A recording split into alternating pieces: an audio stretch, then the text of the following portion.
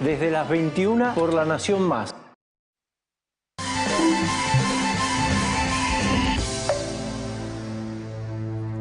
Con las cuarentenas, el aislamiento social preventivo obligatorio instalado como estrategia en muchos países del mundo, el gran debate es hasta dónde extender las pruebas de coronavirus, los testeos, si hacerlos masivos o no, si extenderlos hasta los casos asintomáticos o no, y qué tipo de pruebas. Estamos en comunicación con el médico Roberto Devac. Muy buenas tardes, Roberto. Muchas gracias por atendernos. Yo no lo escucho, Roberto, no sé si se escucha. Bueno, tenemos un Sí, buenas tardes, gracias por la invitación. Ahora sí, bueno, Roberto es vicepresidente de la Sociedad Latinoamericana de Infectología Pediátrica, médico infectólogo, un hombre clave en el Hospital Garrahan. Roberto, tema de discusión entre los especialistas, los científicos y también instalado en la opinión pública la hipótesis de que cuarentena, pero también al mismo tiempo testeos. La Organización Mundial de la Salud, Tedros Ghebreyesus, su presidente, sostiene pruebas, pruebas, pruebas. ¿Pruebas masivas quiere decir esto? ¿Cuál es el análisis de un médico infectólogo? Bueno, sin ninguna duda en el mundo se está documentando en forma dinámica que hay dos medidas que son las que benefician la pandemia del coronavirus. Una es el testeo, como usted dice, de pacientes no solo con la infección o no solo pacientes que están en contacto con personas infectadas, sino en un momento determinado ampliarlo a los contactos de personas que tienen la sospecha de estar, o inclusive personas que están circulando, esenciales que circulan en una economía donde hay cuarentena, también el testeo de estas personas. Esto es el grado máximo de probabilidad de detectar a aquellas personas que están infectadas, y si están infectadas poder producir el corte epidemiológico, es decir, que no se transmita. Y la otra medida, que no es el otro extremo, pero la otra medida que acondiciona todo esto y que asocia esto, es la medida del aislamiento social sanitario, donde el resguardo de las personas en su casa previene la transmisión por el contacto de personas que están asintomáticas y que tienen infección, y que posiblemente en los próximos días empieza a crecer el número de estas personas, no saben que están infectadas y que durante 48 o 72 horas antes ellos van a poder contagiar.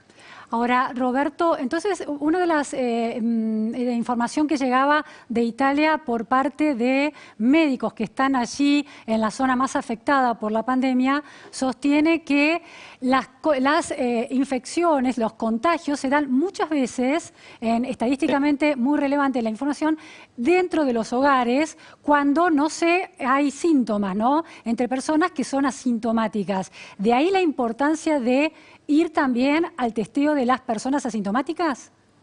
Exactamente, esto es así.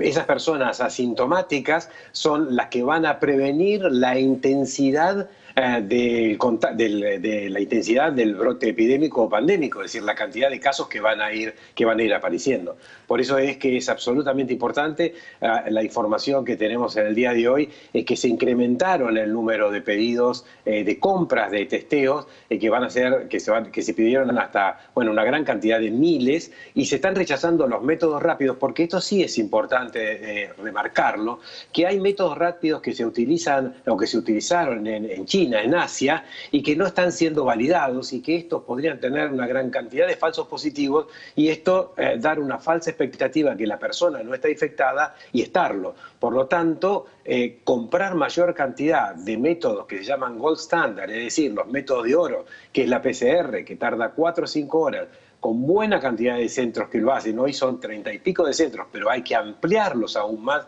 inclusive a las prácticas privadas. Esto va a generar que haya más probabilidad de hacer testeo, más gente esté con diagnóstico y más gente esté cortándose la cadena epidemiológica, es decir, la cadena de transmisión. Es decir, pero a ver, todos los testeos rápidos que están usando los países en Corea del Sur, en Estados Unidos, en Islandia, que es la población que más cantidad de habitantes testeados tiene cada 100.000 habitantes, ¿todos esos testeos rápidos son dudosos? ¿O hay algunos testeos rápidos que son efectivos? Sí, hay testeos rápidos que son efectivos, pero hubo en los últimos días una cantidad de laboratorios chinos que querían introducir o inclusive donar, regalar test que no están, algunos de ellos validados, porque los test rápidos son de dos tipos. El que uno ve a través de los medios, a través de estas imágenes que bajan las ventanillas de los autos, sí, el y se hace un drive-thru, ¿no? El que se llama drive-thru, sí. Exacto, le hace el hisopado nasal en 15-20 minutos. Este test lo que demuestra es una reacción de proteínas del virus si está en la nasofaringe, es decir, está en la nariz.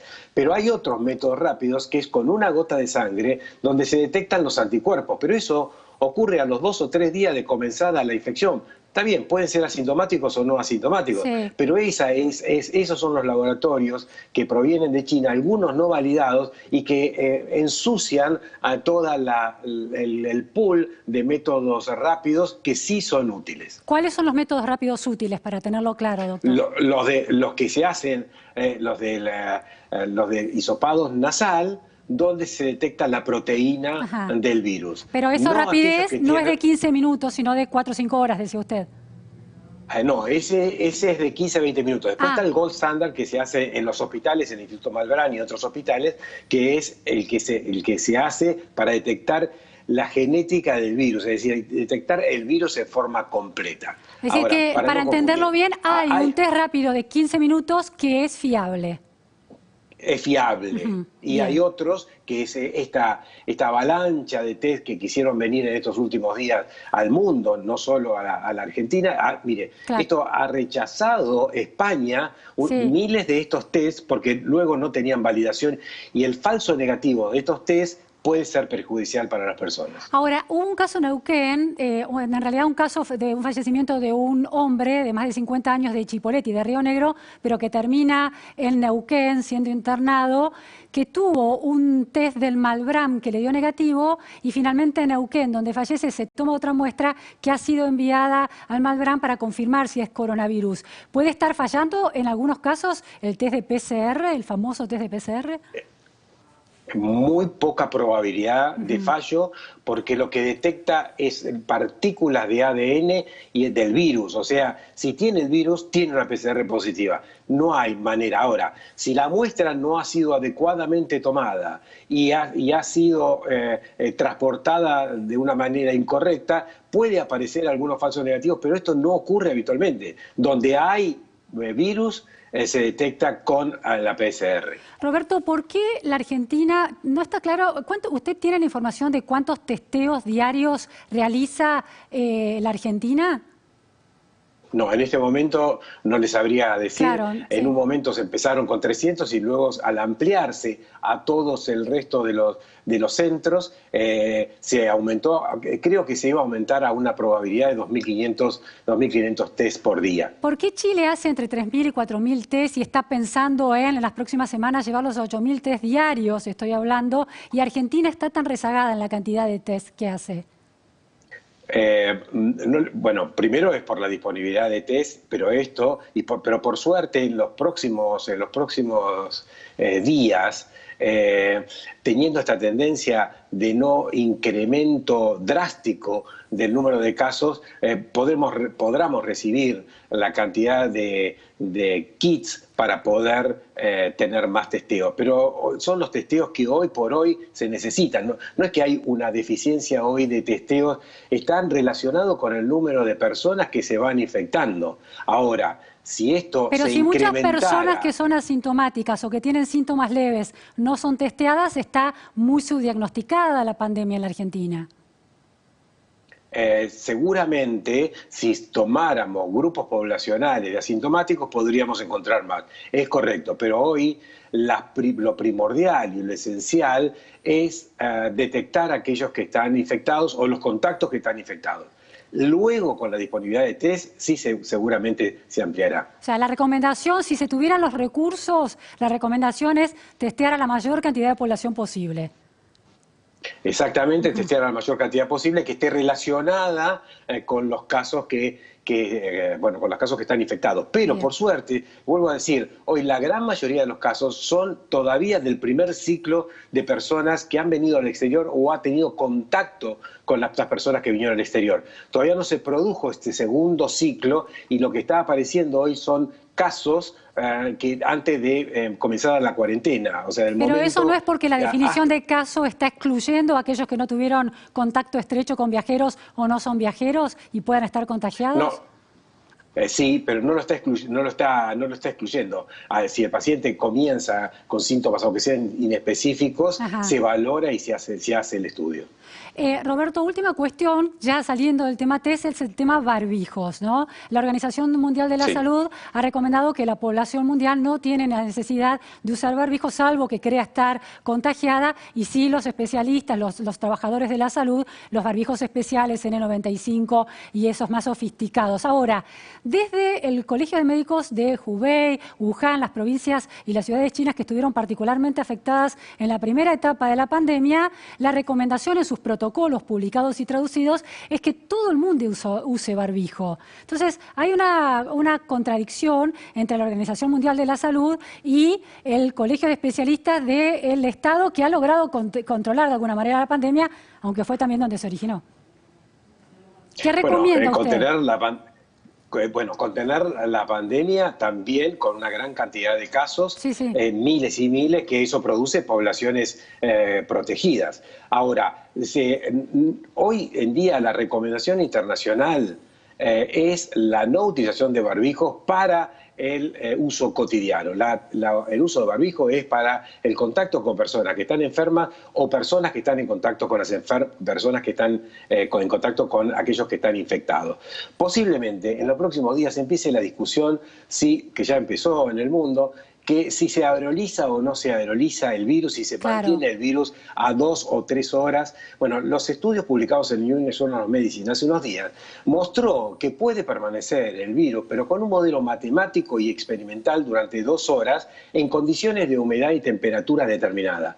Es por eso que la Organización Mundial de la Salud ahora empieza a hablar de que los procedimientos médicos invasivos en las terapias intensivas podría ocurrir esta condición ambiental ideal para que pueda permanecer unas horas, pero no en lo cotidiano, no en la calle, no en otras circunstancias que no sea en el procedimiento con el paciente, el procedimiento invasivo con el paciente. Insisto con la pregunta porque también la delegación de la Cruz Roja China que llegó a Italia para asistir y dar su experiencia a los médicos italianos, el experto, el presidente de la Cruz Roja China, que no recuerdo el nombre ahora, sostuvo, viendo lo que veía en la calle, que le parecía, ¿qué están haciendo? No podía creer que las personas no usaran barbijo. Y le hago esta pregunta, Roberto, si existieran los barbijos para todo el mundo, porque una cuestión es, ante recursos finitos, los dejamos para los trabajadores de la salud, pero si existieran barbijos para todo el mundo,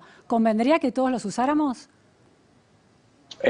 Hoy por hoy, en este momento, sin alta circulación local, seguramente no. La racionalidad, el racionalizar el material es uno de los aspectos más importantes. Mire, hay muchas personas solidarias, pero muchas personas solidarias que están fabricando barbijos. Potencialmente puedan faltar los barbijos, porque faltan todo el mundo. Imagínense un país industrializado como Estados Unidos, en Nueva York, por primera vez en la historia de la medicina están investigando de utilizar un respirador cada 2 personas. Nunca, y esto que cada respirador es por persona.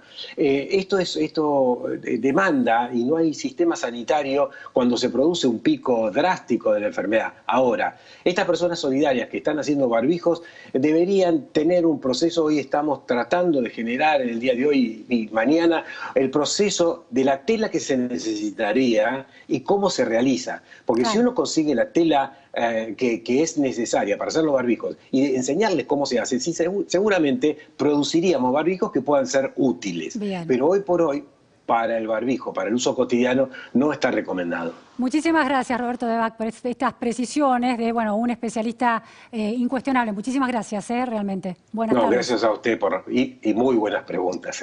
Bueno, muchas gracias.